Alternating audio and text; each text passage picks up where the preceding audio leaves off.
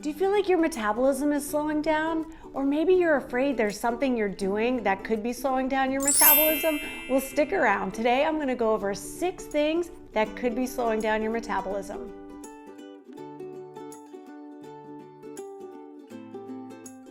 Welcome to Boom 50 Fitness, your channel for all things health and fitness in your 50s and beyond. So let's get into the 6 things that might be slowing down your metabolism.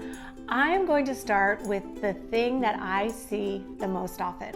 Number 1, not eating enough calories on a daily basis. Yes, you might not be eating enough food, and that is causing your metabolism to slow down.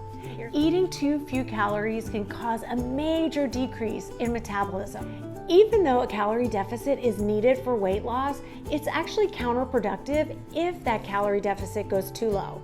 When you dramatically lower your calorie intake, your body senses that food is scarce, and what it will do is it'll start to burn those calories at a slower rate. Studies in lean and also overweight people confirms that a diet that is lower than 1,200 calories per day will significantly lower your metabolic rate. In one study, they had women eat 500 calories per day for 4 to 6 months. And here's what happened.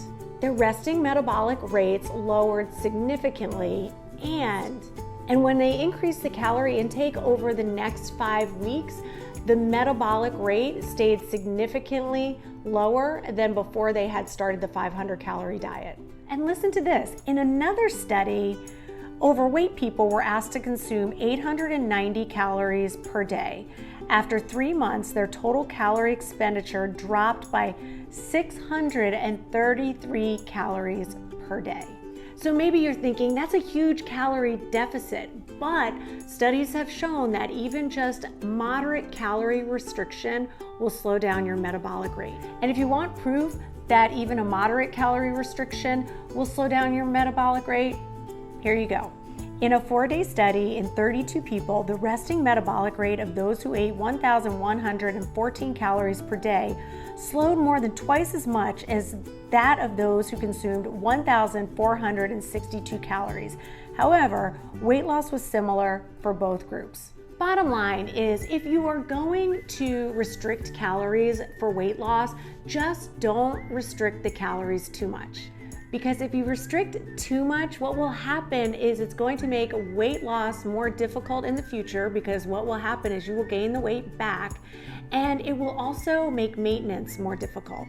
Okay, number 2, remember, I'm going in the order of what I see the most to what I see the least. But number 2 is skimping on protein. Protein, protein, protein. Maybe you're sick of hearing me talk about protein, but I talk about it so much because it is so important. Not only is protein important for a healthy lifestyle, but if you want to achieve and maintain a certain weight, you've got to eat protein. In addition to helping you feel full, eating protein can significantly increase the rate at which you burn calories. I've talked about this in other videos and on Instagram, but the increase in your metabolism after you've eaten food is called the thermic effect of food. The thermic effect of protein is much higher than that of fat or carbs. Studies indicate that eating protein temporarily increases your metabolic rate by 20 to 30%. And for carbs, it's about 5 to 10%, and for fat, it's only 3%. So even though your metabolic rate will slow down during weight loss and also during weight maintenance, studies show that getting enough protein can really minimize this effect. Obviously, I love a good study, so let me read you some more. In one study, participants followed one of 3 diets in an effort to maintain 10 to 15% weight loss. The diet highest in protein reduced total daily energy expenditure by only 97 calories compared to 297 to 423 calories in people who consumed less protein. And another study found that people needed to eat at least 0.5 grams of protein per pound of body weight to prevent their metabolism from slowing down during and after weight loss. So that is just another reason to bump up your protein intake.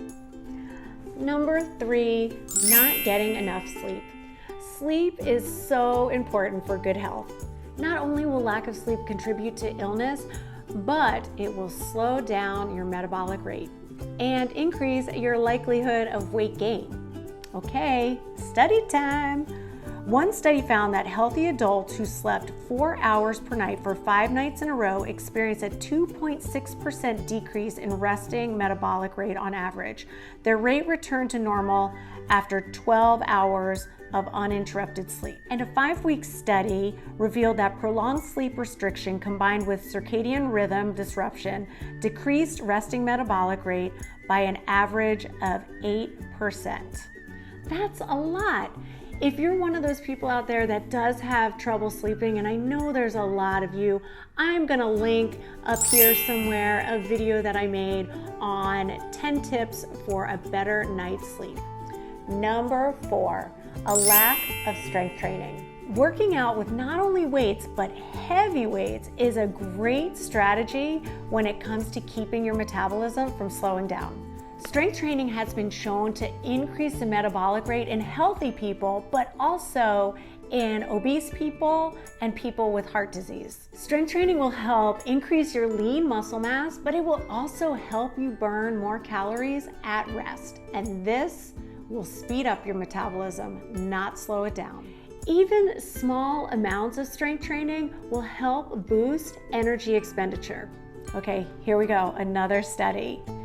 In a 6-month study, people who performed strength training for 11 minutes per day, 3 days a week, experienced a 7.4% increase in resting metabolic rate and burned 125 extra calories per day on average. That's huge. Oh, and not doing the strength training caused their metabolic rate to decline, especially during weight loss and aging.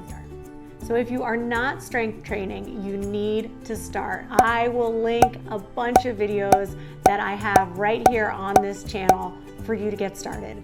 Number 5, leading a sedentary lifestyle. So this is lower on the list because most of the people I work with are on a health and fitness journey, and I would imagine if you are here on this channel, you are on a health and fitness journey as well.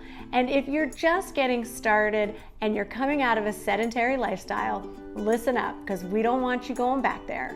One of the reasons leading a sedentary lifestyle will lead to a slower metabolic rate is you're just burning less calories than your body should be. And one thing to definitely take note of is many people have sedentary jobs where they sit at a desk. So I can't tell you how important it is to get up and walk around every half hour for just a couple minutes. It can really change your metabolic rate and keep it from slowing down too much. So if you're thinking you don't have time to work out, I know you can squeeze in the time, but you can just make little changes throughout the day. Taking the stairs, like I said earlier, getting up and walking around, parking far away so that you have to walk farther to get to the grocery store. Just little things like that can make a really significant difference.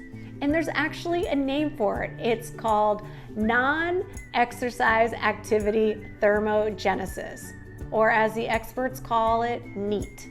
Okay, let me read you a couple studies about non-exercise activity thermogenesis. One study found that a high amount of NEAT could burn up to 2,000 additional calories per day. So this may not be realistic for someone that's sedentary, but it's something that you could work up to. And then another study noted that watching TV while sitting burns an average of 8% fewer calories than typing while sitting, and 16% fewer calories than standing. And this is why standing desks have become so popular. So no matter what, whether you exercise but then sit at a desk all day, or maybe you just live a sedentary lifestyle, the takeaway here is to move your body as much as possible throughout the day. And that, my friends, will prevent your metabolism from dropping. And last but not least, number 6, consuming sugary beverages. If you want some bonus ones, I will list them at the end of this video, But stick around and listen to why sugary beverages can cause a slower metabolism. I think we all know this by now, but sugary sweetened drinks are detrimental to your health. High consumption of these sugary drinks is linked to insulin resistance, diabetes, and obesity. Many of the negative effects that we see from drinking these sugary beverages is attributed to the high fructose corn syrup. To put it into perspective, table sugar contains 50% fructose, while high fructose corn syrup contains 55% fructose. Okay, it is study time. In a 12-week controlled study, overweight and obese people who consumed 25% of their calories as fructose sweetened beverages on a weight-maintaining diet experienced a significant drop in metabolic rate. And excessive fructose consumption promotes fat storage in the liver and also the belly. And who wants that? We want to speed up our metabolism, not slow it down. So I promised you some bonus ones that I'm going to give to you right now. I'm going to read them right off of a post that I recently did. I just don't want to forget any. I'm not going to go into detail on these. That we'll save for another video. But if you don't want to slow down your metabolism, don't do these things as well. Drink coffee as your breakfast, eat to lose weight, eat 0 carbs, not enough protein, which we mentioned, train in a fasted state, eat only 1,200 calories a day, take away all treats, do too much cardio, do long duration workouts, and not enough rest days. So don't do any of those things that I just mentioned. And if you do want to hear more about slowing down your metabolism and how to keep your metabolism revved up, let me know in the comments down below and I'll do another video. I hope you found this video helpful. If you did, don't forget to give it a thumbs up, smash that subscribe button, and I will see you next time. My name's Regan. This is Boom 50 Fitness, your new BFF.